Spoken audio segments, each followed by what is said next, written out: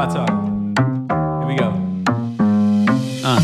How he said he living life as a gringo, where you question where you fit in every time you mingle. They say you do this with not enough that. My rapping is really bad. This life as a gringo. Yes, hello and welcome to another episode of Life as a Gringo. I am Dramos, of course. It is Thursday, so it means it's time for our Thursday Trends episode.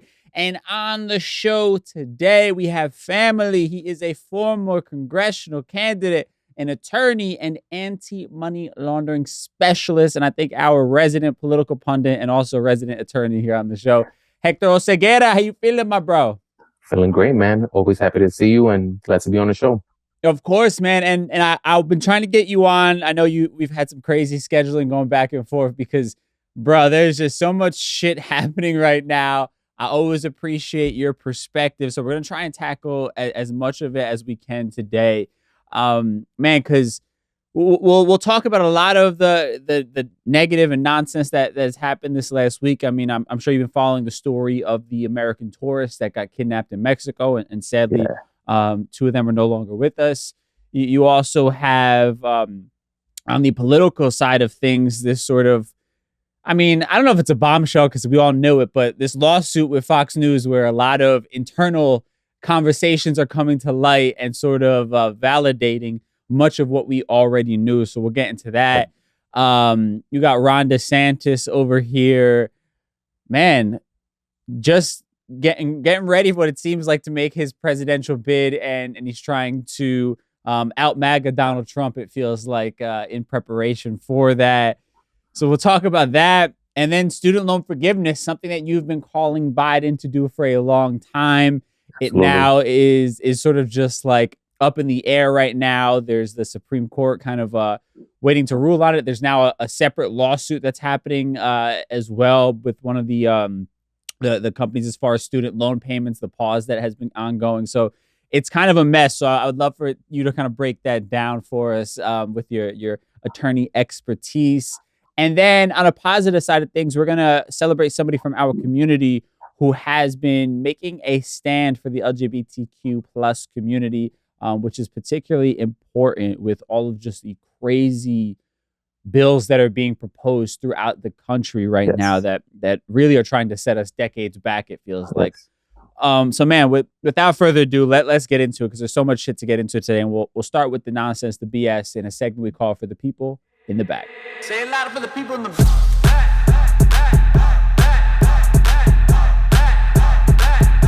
Say it louder for the people in the back. All right, man. So let's start here with one of the heavier stories, but it's one that is at the front page of every news outlet right now, and rightfully so. It's these American tourists that were kidnapped in Mexico. They're saying that they went missing last Friday after a kidnapping, which officials think was the case of mistaken identity. Two of the tourists were sadly found dead, while the other two are alive, one of which is in critical condition. And they're thinking that they mistook them for Haitian drug smugglers, which obviously is a tragic story in itself. But I also think it brings up a bigger conversation, and shout out to wearemetoo.com for writing about this. The idea of medical tourism, right? And how common practice it's become for people in the States to have to go to other countries in order to have procedures taken care of. And that was what happened with this case right now. You had one of the victims here, Latavia Washington McGee. She traveled to Mexico for a tummy tuck. And her friends essentially came along with her for what was supposed to be just this routine procedure. And a part of this bigger conversation, they talk about how in Mexico alone, more than 1 million Americans cross the border for some kind of medical procedure, more than 1 million, right? Okay. And it's because Americans on average expect to pay 40 to 90% less on common medical procedures in a place like Mexico. It is now generating millions of dollars for the Mexican government, and it's continuing to rise. And before I get you take the last stat I want to throw in there, because people will look at a place like Mexico and talk about, like, of course it's so cheap. They're a third world country who has barely any resources and probably an outdated medical system. Well, when you pull out the stats, and this is according to a report from the Legatum Institute, they say that the U.S. actually ranks 68th in global healthcare, with Mexico ranking right behind it at 79th, right? So we, with our elitist attitudes, are not even top 50 when it comes to global healthcare, yet we probably are among the most expensive in the entire world, if not the most expensive. And a place like Mexico, where it's charging 40 to 90% less, is 79th, not far behind us on that ranking. I mean, this whole story as a whole, all that you're hearing, this larger conversation, which I know you've always been an advocate for when it comes to healthcare. What are your thoughts when you see something like this and hear about it? So number one, it's very tragic that two people lost their lives in something that's very common in today's world. I'm sure you know, I definitely know, and I'm sure the viewers know somebody who's gone either to Colombia or to Mexico to get some sort of procedure done, and that's become more and more common. Right. Now, we have this problem in America, which has been pervasive for many decades, which is we have a very expensive healthcare system where for the very, very rich, you can get anything you want. But for everybody else, you're paying exorbitant prices. So what do people do? They do what you and I do in our normal lives, is they go shopping, right? You go for the lower price. Unfortunately, people go to countries where you may not be familiar with the conditions there, or you may not know what's going on in that very country. A lot of men go to the Middle East to do like hair transplants or to get their hairline back, and they don't know the conditions of the countries that they're going to. They may think, you know, it's just like America, I could do whatever I want, but you come to find out in other countries they have very different customs and things are going on in a very different way. And if you're not sort of adept to what's going on, you can easily look like a target, look like an American with a lot of money or whatever, and get caught up. So this is something that sort of touches two major issues that I talk about a lot.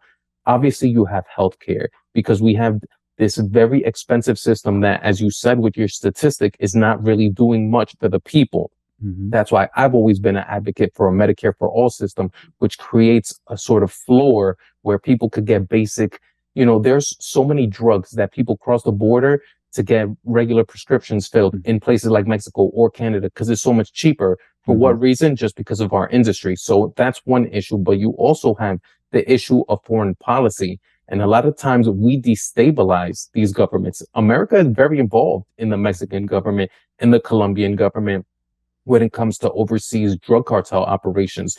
We destabilize these governments. We make these unsafe places, and that contributes to making these things cheaper. So I think that we have to not only look at our bloated healthcare system, but look at the American war machine and how America gets involved in places like Latin America and how those create the conditions for people to think that they can go to these countries for something cheaper, when in fact you're putting yourself at a very significant risk that you may not even be aware of. Sure. Yeah. And all great points. And I also want to even just go a bit deeper into some of the numbers, because I think you'll have a lot of people who say, well, don't go and try to get this cosmetic surgery done and you'll be fine, right? But we're actually talking about normal procedures as well, like a hip replacement, which in the US costs $28,000 on average, where in Mexico it's $12,500. They have a shoulder replacement surgery. They're listing the prices here on We Are Me Too. $24,500. In Mexico, $9,500, right? These are essential things. I mean, open heart surgery in the US, $64,000. In Mexico, $24,000, right? So beyond the conversation of cosmetic surgery, there are people who are going there literally because their lives are depending on it, right? Or their ability to live a good quality of life. You know, my grandmother is somebody who needed a hip replacement, you know, and you know, ended up getting it because it was such a crucial surgery for her own survival to be able to get around and be self-sufficient, you know. But that she's lucky she had insurance that covered it. If she didn't, what would be the options at that point? You have no choice but to risk your life going somewhere where you are potentially a target, like you said, because you have no other choice in a country that is just squeezing every last penny out of you, and where they allow capitalism to even exist in the hospital system, in the emergency room system. It's just, it's crazy. So the ironic thing is that the conditions are being made unsafe by two cartels in two different countries. In Mexico, you have the drug cartels that make things unsafe. And in America, you have the pharmaceutical cartel that is what's making things unsafe here. And so, yeah, you have these exorbitant prices being charged because these people don't face competition. It's essentially a monopoly, and they all play with each other to basically make sure that these very basic procedures are so expensive that people are choosing to go overseas and look for cheaper prices. But yeah, I think that that's a major issue that we need to look at here in America, is to what extent we have a pharmaceutical and a healthcare cartel that is ruining our economy and making things unsafe, not just for us here in America, but internationally.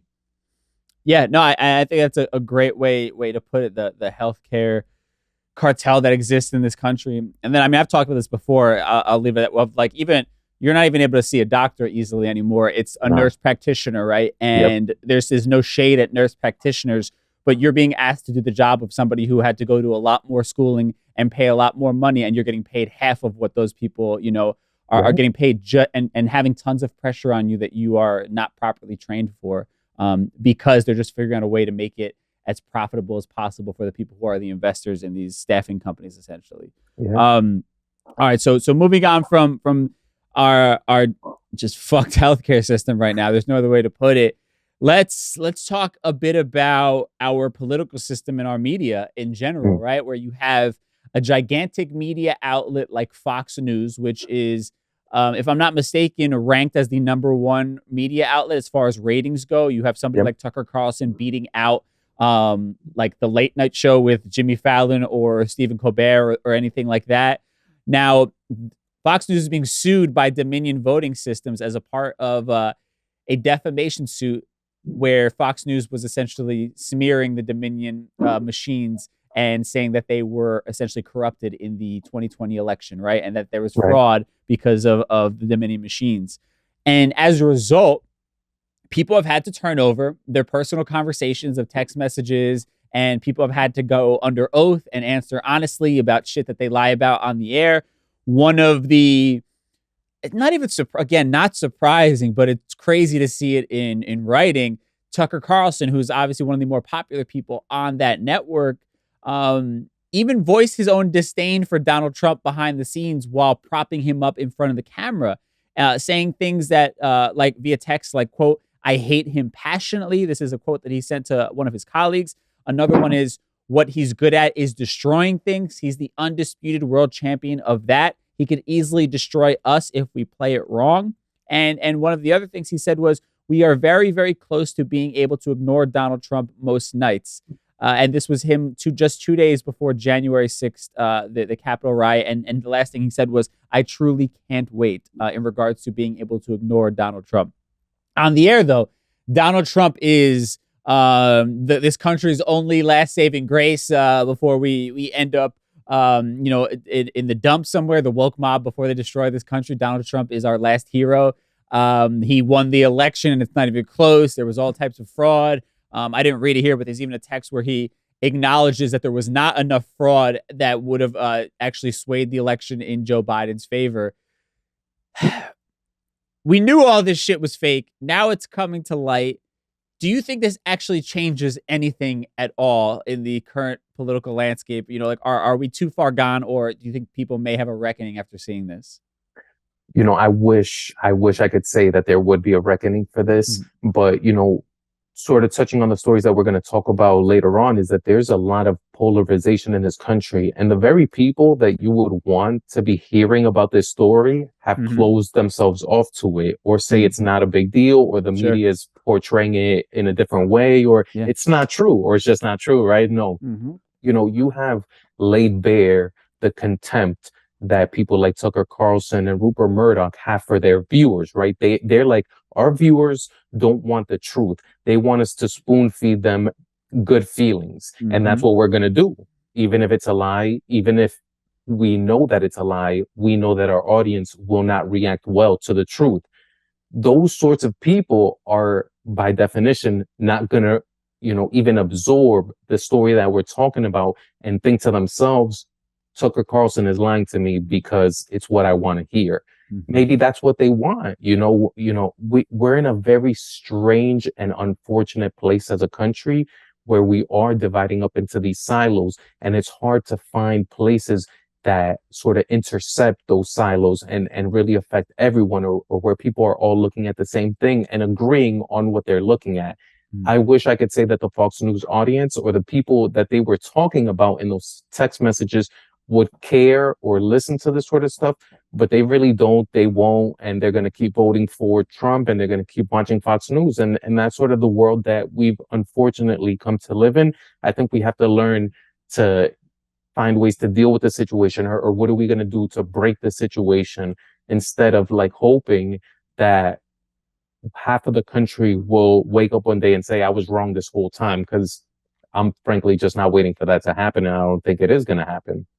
Yeah. I don't think I wouldn't hold my breath that that's what's going to happen either. I mean, and actually, someone Hassan Minaj, when he was hosting the Daily Show, he brought up a really good point of it's almost like at this point the viewers are the ones in control, right? Because there were other leaked messages where Tucker Carlson was discussing how he was fearful that they would actually leave him and leave Fox News to go to a more extreme news outlet. I believe it was Newsmax was the one that he was referencing.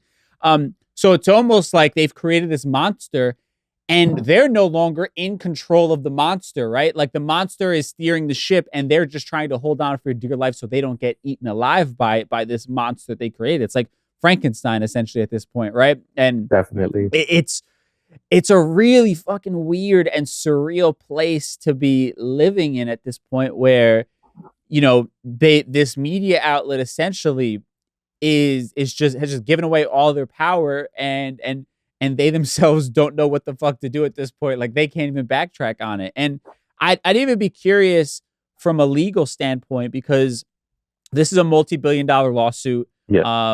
From Dominion. If Fox News loses, that's obviously a big chunk of change. They do have a board, they have investors. People are going to question, look how much money we're potentially losing now. Is this a healthy business model anymore?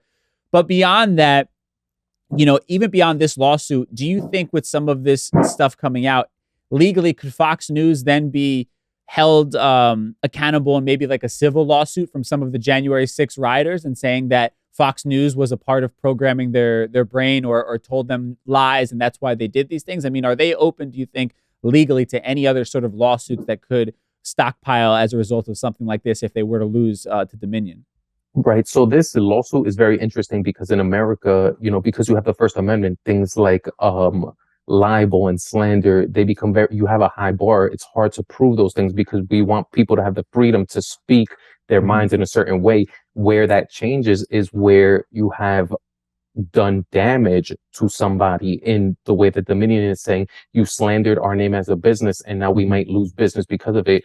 Losing your freedom might also come in as a damage. If you say this person, almost like a conspiracy, this person recruited me to commit a crime, sure. You certainly could get some interesting legal theories where people could say, I was following their instructions, or I was listening to what they were saying, and they induced me to commit this crime. I certainly see something like that not being outside of the realm of possibility. Yeah, I mean, and unfortunately, that's what it's going to take, right? Because that's really all. You're never going to appeal to their conscience. You're never going to appeal to the fact that they are just hurting this country just to get ratings. You have to hit them where it hurts, their pockets. And when their investors begin pulling out and when advertisers no longer want to spend money with them because it's a liability, that is when they will sort of change their tune. And like you said, I mean, it's all in the realm of legal theories and what you could sort of convince a court in court, what you can kind of prove in court and having a judge sort of rule in your favor of that. But it's definitely interesting. And I'm curious to see when this whole thing ends. If there is like the snowball effect of people coming after them when they sort of see the wounded giant at that point and know that there's blood in the water. No, definitely, bro. I appreciate, and I wanted to bring up this instance that I think, you'd be very interested to look at, is that in 2008, when John McCain was running against Obama, there was this time that he went to a town hall and he was confronted by people who you might say watch too much Fox News. Sure. There was all about Obama being a Muslim and all sorts of crazy stuff. And in that moment, I'm no fan of John McCain, but you saw a person who basically said to themselves, like, I have a choice to make right now. I could either Mm-hmm. feed into this, or I could tell this person, like, no, actually, this is not correct, and I'm not standing by what you're saying, right? Right. John McCain in that moment made the decision of, I'm going to stand by my morals, my principles. I'm going to tell this person in front of me who probably wants to vote for me, I'm going to tell them, you're lying and you're wrong and you shouldn't say those things. Do you think, I mean, I guess we've seen that Tucker Carlson and Fox News don't have that instinct, and given that moment, put it in that moment and said, you know, you can either hurt the country and benefit yourself, or you can hurt yourself and benefit the country. We know what choice that they've made, and so we're going to have to, again, deal with the consequences of that. Yeah, absolutely. And there has to be consequences, because, you know, when I was doing radio full time, like, we could be charged for inciting a riot if we tell a group of people to go somewhere and some crazy shit breaks out and there wasn't proper measures with permits and security and things like that. We could be liable for what happens there. Just like Travis Scott, you know, with the concert that happened, just like you see artists sometimes arrested during their performances for inciting riots, right? For antagonizing the crowd to do things that would put their safety at risk. So there has to be, in my mind, obviously not being an attorney, there has to be a way to begin correlating things like that, even though maybe it's unprecedented. To me, it's one and the same at that point. You are instigating people to take violence into their own hands and action into their own hands because you're telling them their safety is at risk at this point. Yeah. So we'll watch as all these things unfold. Another kind of interesting thing that we're watching is Ron DeSantis, and Ron DeSantis has not officially made himself a Republican, candidate for president yet, but he's doing all the things right now to get himself the national attention that he's going to need in order to give Trump a run for his money. Now, he's been laying out his top priorities for his second term here as governor of Florida. He's also, within that, talked about just crazy shit, that he wants to do. He has urged or endorsed proposals that are really just obvious culture war, topics. And that's why he's walking that line right now, talking about restricting abortion even further, talking about allowing concealed firearms in public without training. And also, he has bills that are targeting things like drag shows, and this so-called like woke banning, his war on wokeness that he has going on, and his reasoning is obvious bullshit, but he says things like, our schools must deliver a good education, not a political indoctrination. It's sad that we have to say this, but our children are not guinea pigs for science experimentation, and we cannot allow people to make money off mutilating them. And he's referencing a lot of different things, like what's going on in the trans community as far as procedures that could be done. He also was taking aim at COVID and the things like that. He's got a bill addressing K-12 schools where teachers cannot be told that they must use a student's preferred name and pronouns. He obviously, all the hot button topics that is scaring, Republican voters around the country, the boogeyman that's been created, he's personally making a very public attack of them. And we saw the stunt with the migrants and shipping them off. He's even asking for more funding so that he can continue to do more of that. Seeing all that he is doing, are you concerned with Ron DeSantis potentially making this run, and kind of how far do you think he could take all of this in general from the presidency? But I guess also what it means as a whole, where it sets a precedent for other governors around the country to start coming up with stupid shit and ridiculous bills like him. Right. And in that sense, I am very, very concerned because people living in Florida are being subjected to this. I find it very ironic when he says that he's doing things for the benefit of the children in Florida, because Florida, if you look up the stats, is one of the most poorly educated states in the country. They don't spend a lot on their public education. So it's weird for him to say something like that, because normally, especially Republicans, are not known for funding public education.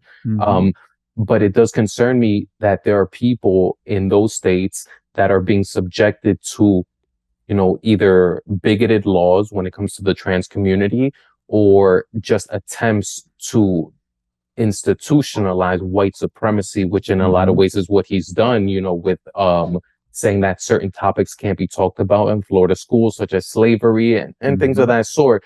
Banning books.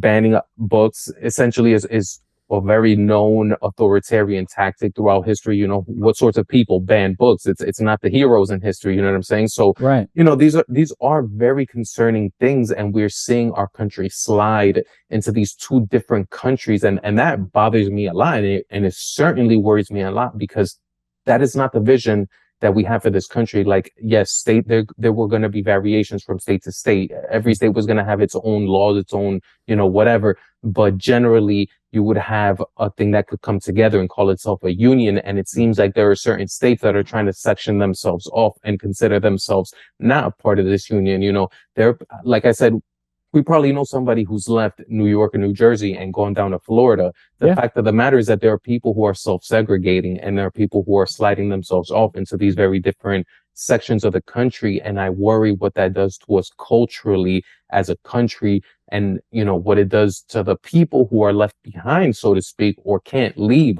those sorts of states. They're subjected to things that we would not want people subjected to. And I think that this is going to come to a head. You know, when it comes to his presidential ambitions, you know, it's clear he's running for president at this point, because that's what all these culture issue things are meant to do. They're meant to signal to Republican voters across the country, you know, I'm fighting for the latest thing. Whatever you're mad about today, that's my fight for you. And if he was not going to run for president, I assume he probably wouldn't be doing things like that. But then again, you have to say he lives in a state where these things are probably very popular. So he's not doing these things in a vacuum. There should be, you know, a way to tell these states, you know, you're not going to endanger the rest of us. You're not going to be able to discriminate just because you're within state lines. You know, just like we had this fight over civil rights, you know, some states wanted to say, oh, well, in state, it's a states' rights issue and we can do whatever we want in the state. I think as a nation, we have to come together and say there's certain things we're just not going to accept. You know, I think the abortion thing is one of those things. I think Roe v. Wade showed the Republicans that as a nation, we've moved on, and most people have accepted that the right to an abortion is a normal thing. You're going to have states fighting it, just like you're seeing Ron DeSantis and a whole bunch of other states doing. But I think that it's going to come to a head, and there's going to be a point where we say, as a nation, we're going to go one way or the other. It's not going to be some states have certain rights and some states don't have those rights. Yeah, and you know what's scary in regards to the presidential inevitability, his presidential run that is going to happen. You had Donald Trump obviously do an incredible amount of damage, and you know he's an imbecile at the end of the day. You know what I mean? Like that really, he's just somebody who's great at marketing and you know is charismatic to certain people. Ron DeSantis is like Trump 2.0 and is more intelligent, is an attorney. He's a veteran. You know, he has all of these different things that check a lot of boxes that Donald Trump did not, you know. He doesn't have this history that Donald Trump has of, you know, being this spoon-fed rich kid that, you know, so he can, I mean, because Trump was even able to fool the working class middle America that he was one of them, right? So DeSantis is 2.0, and that's incredibly dangerous because it's actually somebody who can knows his way around the political landscape and can actually really push things even harder to happen. What do you think his chances are of beating Donald Trump? And in that sense, are we all, or should we all be incredibly fearful of the fact if he does in fact, let's say, beat out Donald Trump for that nomination? Right. So I agree a lot to the extent that he's more dangerous than Donald Trump, because he's basically the Donald Trump that knows how the government works. The reason that Donald Trump was not as destructive as he ultimately could have been is because you said he's a buffoon. He's never been in government before. He doesn't know how to work the laws and things like that to get the results done. So in that sense, Ron DeSantis is much more dangerous than Donald Trump was. The thing that I come back to is that we're examining the audience that we were talking about in the last segment, that with regards to the Fox News story. Are those people ready to move on from Donald Trump to Ron DeSantis? I haven't seen that evidence yet. There was actually a very famous clip that went viral of a Fox News guy in a diner in Florida who went around asking all these people, who are you going to vote for? It was all Republicans. And even a woman in a Ron DeSantis t-shirt says she's going to vote for Donald Trump. So personally, I don't see that audience having moved on from Donald Trump to the extent that they would choose Ron DeSantis over him. Maybe it would be smarter for them to, maybe if they saw Ron DeSantis as the Donald Trump that could get more done, they might, but I don't see the evidence that they have moved on yet. In all the polls, Donald Trump seems to be leading, and you're talking about within a Republican primary. So these are going to be the most hardcore of hardcore Republicans that are going to vote in a primary. Who are those people going for? So far, it could be Ron DeSantis in the future, but as it stands today, they're still all in for Donald Trump to a large extent. So I don't see Ron DeSantis beating Donald Trump if things keep going the way they're going. Sure. And I want to get through a couple of different stories out quickly.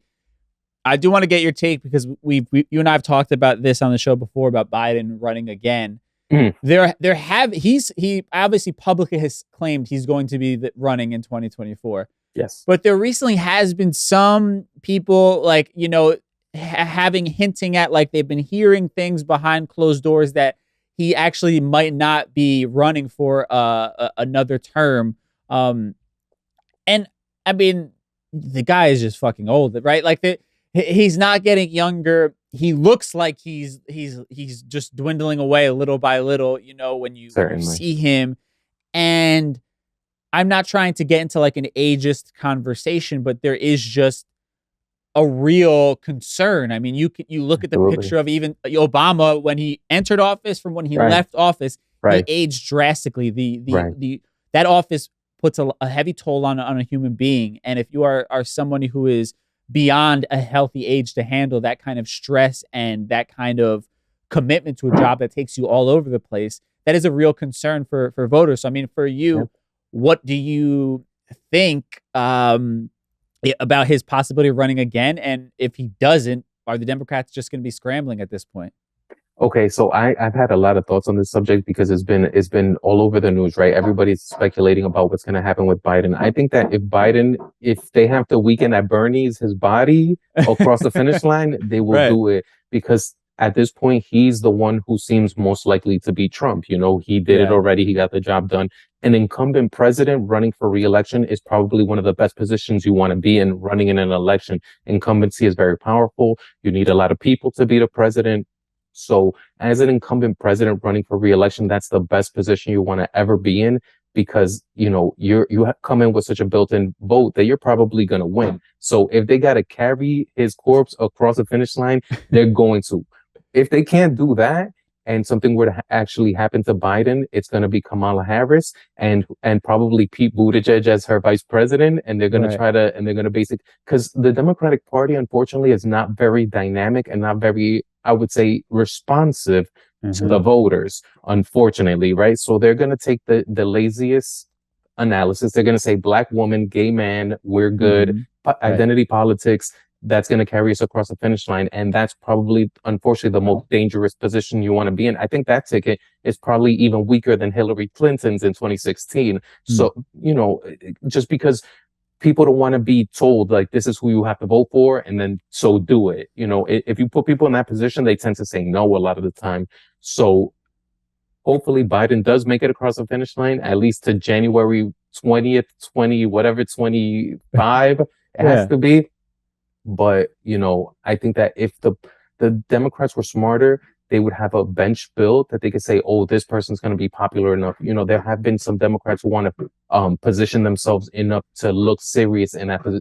If something were to happen, Newsom out of California, Phil Murphy in New Jersey, they've been doing a lot of things nationally to sort of appeal to a wider array of people, to sort of signal that they might want to run for president. But the Democrats' best chances at this point are for Biden to survive and to make it to November of 2024, because an incumbent president, just unless you've done something to mess things up, you usually win. Yeah, it's an unfortunate truth. And also, the Democrats have nobody to blame but themselves. They haven't done shit to prop up the next person. And someone like Kamala Harris is a ghost that nobody ever sees. Pete Buttigieg has dropped the ball.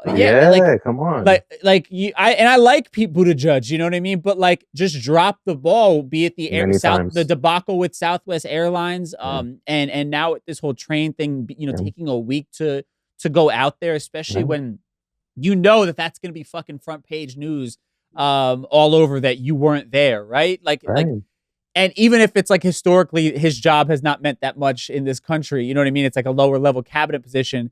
You have to know everything matters at this point, and all eyes are on you. Right.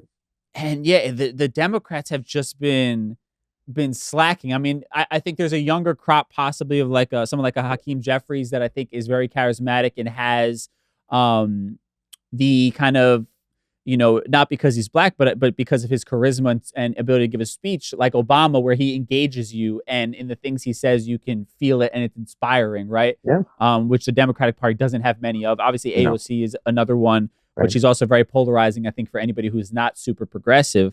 Right. But outside of that, it's like, man, they've done this. They're doing the same shit. They haven't learned their lesson. There's no immediacy to trying to find the next crop of people.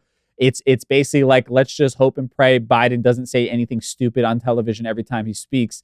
And hopefully, like you said, we can just kind of push his corpse across the finish line. Right. At this point, it's really scary, honestly. I agree, man, and I would even put it on those people that we sort of like, on the AOCs and the Hakeem Jeffries. Like, they should be instrumental in bringing in that new generation of people in themselves, right? Like, they also have sort of been sitting on their hands and sort of, you know, comfortable in the positions that they've gotten because it's become so, you know, it's become such a hit. You know, you're talking about probably the two most famous people who are not Joe Biden in the Democratic Party. But, you know, they also have to reach back out into the community and to raise up this new crop of leadership that's going to replace the old generation, because we've been talking about this for a long time now. And I just don't expect that generation to just give it up. You know, Pete Buttigieg is supposed to be a millennial politician. And I think he does sort of more pivot to the oldest generations. I think that the younger crop has to take a bigger role in bringing in that new generation that's going to replace the old ones. Because without that, we're going to keep seeing the same thing over and over again. And I do think that the Republicans, in fact, do a better job of trying to breed a new generation and keep going what they got going. Yeah. I mean, shit, they are copying, pasting MAGA candidates left and right. You know, like they're printing them out like it's nobody's business until that becomes, you know, not a winning strategy for them anymore. And they're younger candidates. Those MAGA candidates are younger candidates. Yep. It's scary. Democrats need to get their shit together. Now, last thing I wanna cover on the news cycle quickly is, I know you have called for Biden to do a student loan forgiveness. You've talked about how he has the power to do so. He did finally do it, and then now he was sued. It's wrapped up in the Supreme Court. You have Democrats, you know, from the House and Senate writing letters and reiterating their support for this. You have, unfortunately, rumblings of the conservative-leaning, you know, court system, the Supreme Court, having skepticism of a broad debt forgiveness, and then also on top of that, you have now this lawsuit happening from a refinancing firm, SoFi, where they are suing to end the pandemic-era pause on student loan payments. What do you think? I mean, from a legal perspective, is this dead in the water? If the Supreme Court does in fact rule against it, is it dead in the water? Do you think this is actually going to happen in the way that we hoped it would? Unfortunately, it's not looking too good. And I'm going to be the first one to say that, because this is something that I've talked about a long time, and we've spoken about it before. There was another law that the Biden administration could have used to justify this debt forgiveness. And that's the law that they've been using to forgive it so far. For some reason, they chose a different law to do this 20,000 forgiveness. And that, I think, put it in more jeopardy. And unfortunately, if this goes down, I don't see them trying again. The time to have tried this legally would have been when the Democrats had a majority in both the House and the Senate. They could have potentially passed something to do this forgiveness, but it's not looking good. Because of the different law that was used, I was skeptical that this going before the conservative Supreme Court, which we've already seen them have some political decisions where it's been seen that they just sided with the Republicans. It seems that we're in a position where this might happen again. Now, is it a sure thing? No, you might have some of the justices, especially the Chief Justice Robert, who might be that swing vote that says, no, maybe, you know, for whatever reason, this law is justifiable. But right now, it's not looking too good. It's something that it's one of those instances, again, where the Democrats have really dropped the ball, have not done what they promised that they would do for the American people. And I think that ultimately that's going to be to their detriment. They could have done something when they had the majority in the House and the Senate. I believe that the president does have authority to forgive debt in a sweeping way, in ways that have not been done. But unfortunately, if this falls before the Supreme Court, Joe Biden being the person that he is, he's probably going to say, well, we accept the decision and this is not going to happen. And that's going to hurt a lot of people. Yeah. Well, and real quick, can you break down a little bit what you mean about the law that they chose to reference? Because anybody who's, not an attorney probably doesn't understand the idea of like how you're building a case using precedents and previous case law and things like that. Break that down a little bit for what you mean by that. Sure. So the law that has been used to forget debt since the Trump administration through the Joe Biden administration, these have been momentary pauses, has been under a more recent law that I think passed in around 2020 in response to the pandemic, right? Mm-hmm. They passed this law, and that has so far sets a precedent for this being doable, right? So if you've been doing this and you continue to do it under the same law, then it gets challenged. You have a better legal argument to say, well, it was legal when I was doing it before, so why is it not legal when I'm doing it now?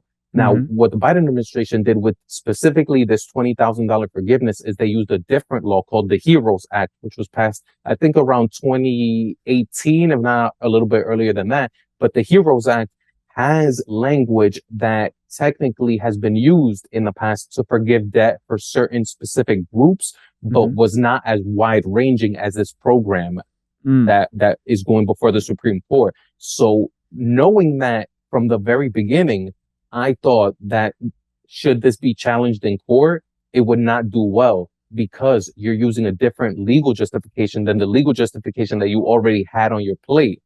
And then should this get struck down, it might not be possible to go back and use the one that you've been using because you already tried. And that would be like getting another bite at the apple, which tends to not happen in once you've decided what law you're going to use to do something, you have to stick with that. So I thought that this was a bad political mistake from the beginning. But you go, if you're being very cynical, you could say that they never wanted to do it. And this was just sort of like crumbs being thrown at the people to get them to vote for the Democrats. And it was never going to pass anyways. And that's a very cynical view. I would hope to not think that way. But, it's not an illegitimate view. Some people could say, well, they knew this was not going to pass. They thought that they get the hype from telling people you're going to get your loan forgiveness. They get through an election. It doesn't pass. And nobody's off on, they're totally off the hook. Unfortunately, there's going to be a reckoning further down the line where all the people who thought they were going to get forgiveness and now feel like something was taken away from them. Yeah, no, and that's a great point. And it'll be interesting also to see what happens with that lawsuit as far as the pandemic era pause. Judging by the way that they've taken away the extra benefits for things like food stamps from people, which was instilled over the pandemic. That's probably going to end sooner than later, this pause on student loan payments. Even though since the pandemic, things have gotten more expensive, housing has gotten more expensive, jobs are being taken away and this, that, and the third. Nobody seems to want to take that into consideration, that especially the food stamps. It's like, this is probably the number that this probably at this point just adjusted for inflation, that extra $90 a month. Right. Probably just is the exact same feeling somebody had when they were before the pandemic, just because rent prices and house prices have gone through the roof at this point.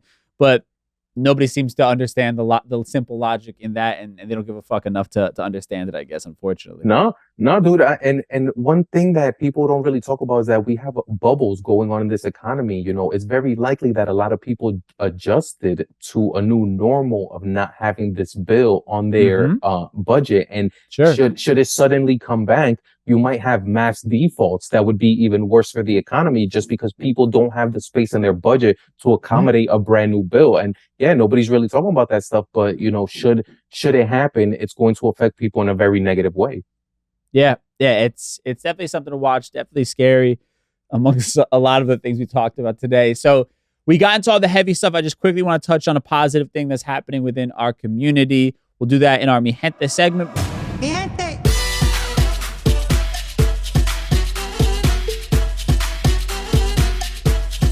All right, so there is a lot of shit going on in the world, in this country, a lot of heavy things. But also, I like to try and talk about the positive as well, honor somebody from our community who's doing something positive. Somebody who is like the it guy of the moment, Pedro Pascal, is rising to the occasion in the way that I hope anybody from our community or from marginalized community as a whole, when they get a platform, I hope that they choose to do the same thing with this new power. And he's showing his support for the LGBTQ plus community amid all of these sort of anti-trans bills that we've been seeing, anti-drag shows, all the nonsense that we've been seeing. And he shared on social media a picture of the pride flag waving and said, "The answer, my friend, is blowing in the wind. Hashtag LGBTQIA." Now, he is somebody whose sister is a trans woman. And again, this comes during a time when just so far this year, there have been more than 175 anti-LGBTQ plus bills. And they're appearing to be moving forward in 32 states, including 23 that are affecting schools and sports venues. And this is all according to the Human Rights Campaign. And an example is even in Tennessee, you had Governor Bill Lee just sign a bill banning drag shows in public places. In Kentucky, House Bill 470 prohibits gender-affirming care for minors under 18 years old. It's neat. Obviously, like, all of that is really depressing, but like, we all have to fucking speak up. Anybody that has a platform has to speak up to the ridiculousness of all that is going on around us right now, as these people are senselessly taking target at marginalized communities just for their own political grandstanding, essentially, right? And I don't know, did you see also Jon Stewart has been killing it too? I don't know if you saw that clip that's been going around. I believe it was a congressperson from, was it Oklahoma, I believe, where this guy was talking about having stricter background checks and a system where people register nationally is an infringement upon their First Amendment rights, but banning a drag show in a public space is not an infringement on this artist's right to express themselves, right? So the hypocrisy that we see, and like, thank God people like him are doing that work and it's going viral and people are getting to see it. Again, the people who need to see it probably aren't, but we all have to kind of do our work, because like, people are just are literally fucking crazy and just have no context to what the hell they're talking about and no consistency, and they're the ones holding the power in this country right now as form of representation in the government. Right. And when you have moments like that with Jon Stewart or with Pedro Pascal, I think that those are the moments that you actually do pierce that polarization that you have going on in the country, and that those things do sort of permeate into the culture generally. So I think that those things have a tremendous power to shape people's ideas. And you know, you do those things not for the people who are on either side, but for the people who are undecided and haven't heard these things yet.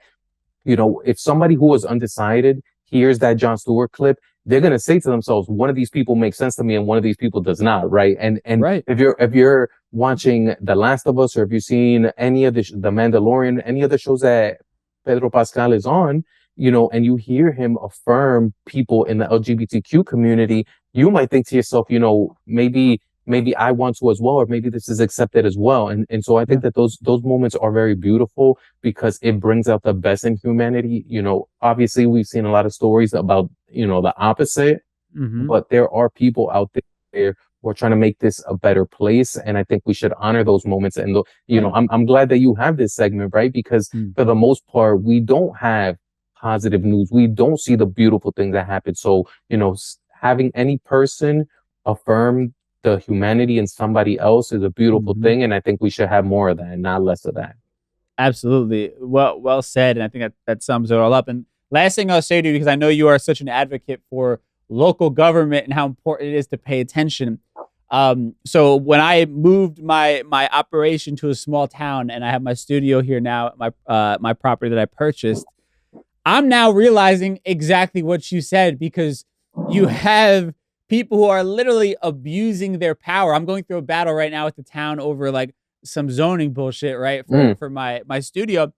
And literally, it all started with somebody who was able to personally just call the mayor, a neighbor in the area who was able to personally call the mayor and didn't like what I was doing. And now I'm having to go through this battle where I'm going to have to spend the thousands of dollars on attorneys and all these different things and the hours of research into showing them that they have no case here.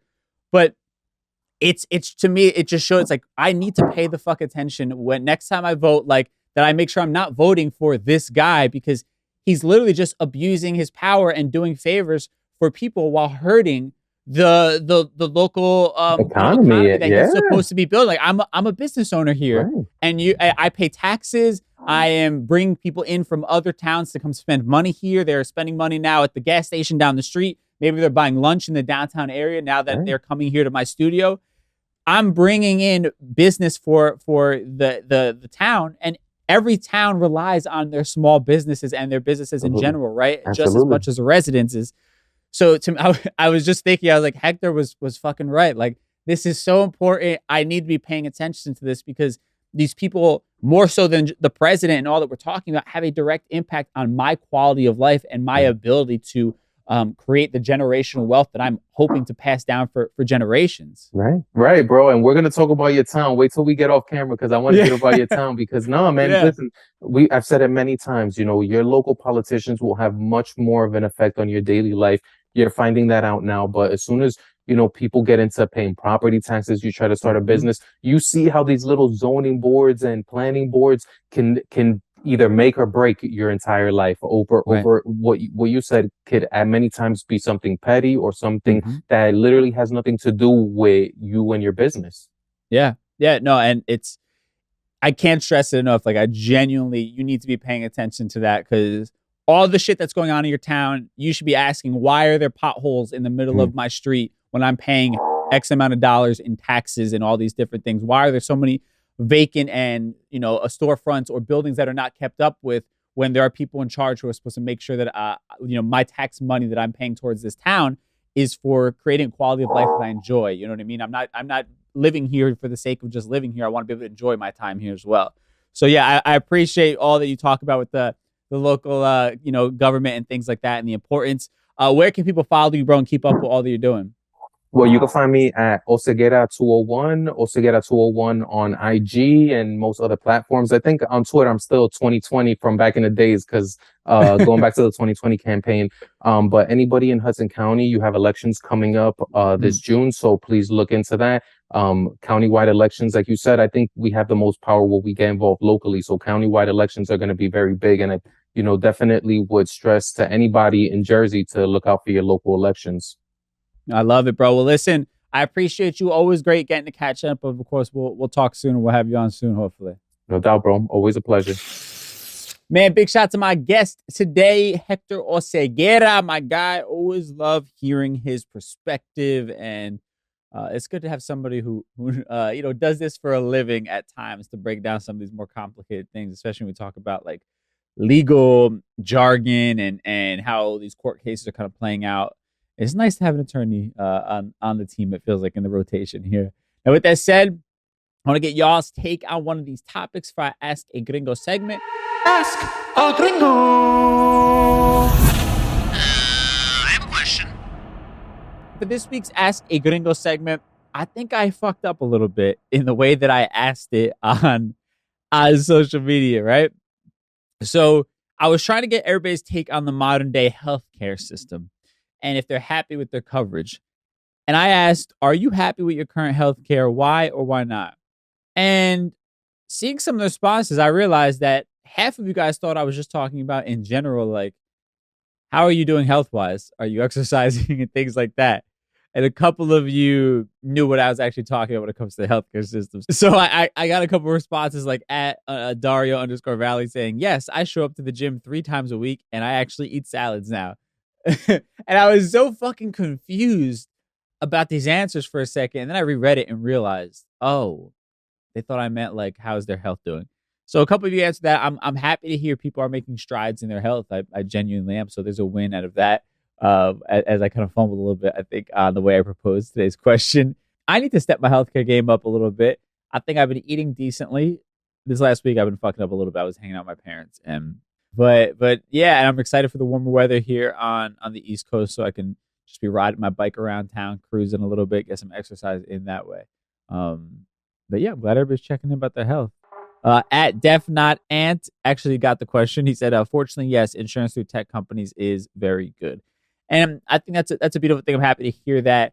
And it's sad that you have to kind of be at one of these elite jobs to feel like you have proper health care.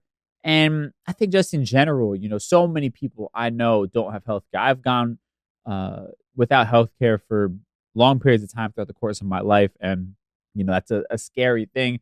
I think just in general, the conversation around we just pay too much in this country for our basic needs to be met, right? And that's just really fucked up, especially when you consider we're not even fucking top 50 in healthcare in the world, right? So what are we really paying for at the end of the day? It's just that American stamp of approval, which sadly tends to be a lot of the case where we just think that everything American is superior to anybody in the world because we think nobody else exists. And I think that's the general idea of this whole conversation as a whole. Now, with that said, I'm going to try to do better on the next As A Gringo when I try to be more direct with the question of asking. But I appreciate y'all for chiming in anyway. At DJ Dramos on Instagram, you want to be a part of these conversations. And with that said, let's tie everything we talked about today in a neat little bow in a segment we call Conclusion Stew. Time for conclusion stew. All right, so again, big shout out to Hector Oseguera for hopping on the show. I loved all the conversation we talked about. Man, these American tourists that were kidnapped in Mexico is incredibly sad. And again, the bigger conversation that's happening outside of these tragic, lives that were lost and people who were traumatized, it's the idea of medical tourism becoming such a regular thing for people in the U.S. who feel like this is the only way they can afford to take care of themselves. And again, it goes beyond just cosmetic surgery, but there are certain people who are going there for life-saving, procedures or procedures that would give them a better quality of life, and there's really no reason why we should be price gouging our citizens so much in this country, and big pharma and the hospital system, healthcare system, all should just be ashamed of themselves, honestly. And speaking of people who should be ashamed of themselves, Fox News, this lawsuit, I think to what Hector was talking about, sadly, the people who need to hear it will never get this message. It's never going to get through to them. I would love for it to, but I'm not holding my breath. They believe what they want to believe. They'll deny what they want to deny. They'll call what they want, to call fake news at the end of the day. Even though it's right there, it's in court documents, it's plainly written, it's probably not even going to reach them, especially when you talk about a world in like social media where the algorithm just keeps feeding you exactly what you want to see. That's just the nature of the world. And these people are, who are extremists, who don't believe in democracy, who want to believe lies and conspiracy theories and all types of fraud. I don't know how to reach them. I don't think something like this really changes anything unless like Fox News gets completely shut down and goes out of business, gets bankrupt because of these lawsuits. But even then, they'll come up with some sort of excuse for how the Democrats fall and the Democrats are tyrannical and they're taking over, right? I wish I had a better, more uplifting answer. And Desantis is a scary individual in terms of he's not a complete moron like Donald Trump, yet he's pushing to do all the MAGA things that the Trump fan base want to see. We'll see what happens when he announces eventually for his presidential run, if he can beat out Donald Trump. But the crazy shit that he's doing, again, this is just like performance politics, banning certain things, books, drag shows, the target of whatever it is he's targeting. Like, these people are just doing this to put themselves on a national stage to get national press coverage so that the Republican base sees them as viable candidates. But while doing so, they're playing with the lives of innocent people. And that's what's really fucked up about this. They don't give a shit about the causes that they're getting behind. This is all performative, and they don't care who they have to step on in order to get the attention that they're seeking to win these elections. It's disgusting. And this whole thing with student loan forgiveness, it's still up in the air. We'll see what the Supreme Court ends up ruling. But, it's just sad that people would take issue with trying to help better the lives of fellow Americans. Americans who were sold this lie about college and all the doors it's going to open and the types of salaries that would be available for them. And now are suffering through a housing crisis and inflation and everything above. Like, this generation needs help. We were sold a lie at the end of the day when it comes to college, and it's sad that some people are again, capitalism at its finest. They just want to make a buck at any cost. They don't care whose life they ruin or whose life they make even harder unnecessarily. Now, on a positive side of things, we got to give another shout out to Pedro Pascal. He just keeps killing it, being a great example for someone who is using their platform for good. And you just love to see it. I mean, last time we talked about him being unapologetically Latino in SNL. Now him, vocalizing his support for the LGBTQ plus community amidst all of these anti-LGBTQ plus bills that are happening throughout the country. And we all need to stand up in that way. And I love seeing people use their platform. To me, that's the only reason why we should have platforms at the end of the day, is to do good, to do something good with it, not just be self-serving. And that's it. Thank y'all so much for hanging out on today's show. My book, Just Be, we're shipping next week. justbe.nyc. You want to pick that up. I'll be signing the first edition copies. And then after that, I think we're going to hand it over to the distributor. So it'll be tough to get a signed copy. So if you want one, justbe.nyc, go pick that up. Check out the Street Stoke podcast, my other podcast, a daily podcast. I'm really excited about that one. And that's it, man. Have a great weekend, and I will talk to y'all soon. Till then, stay safe. Peace.